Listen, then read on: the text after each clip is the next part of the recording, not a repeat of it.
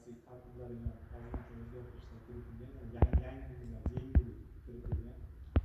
Bunda asosan oldin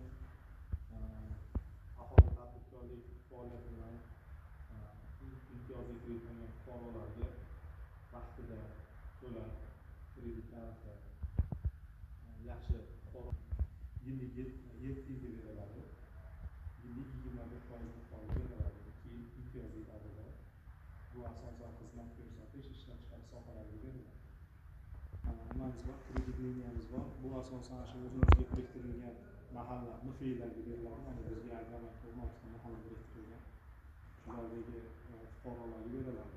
Buni o'zi kredit nimamizni nimasi 5 yil muddatga 25% miqdorida 2 yil imtiyozli davr bilan 50 milliongacha beriladi.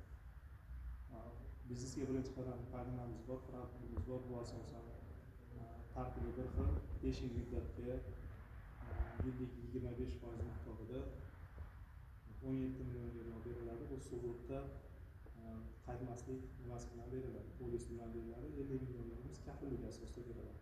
Bundan tashqari hozirgi kunda prezidentimiz mart oyidagi yig'ilishida topshiriq qilingan. Ya'ni ishsiz ayollarga shu kredit nimalarimiz 2% ga tushirilgan. Ya'ni 23% miqdorida beriladi. Sug'urta nimasi bilan, polis bilan beriladi. Ayollarni ish bilan band qilish maqsadida foizini tushirib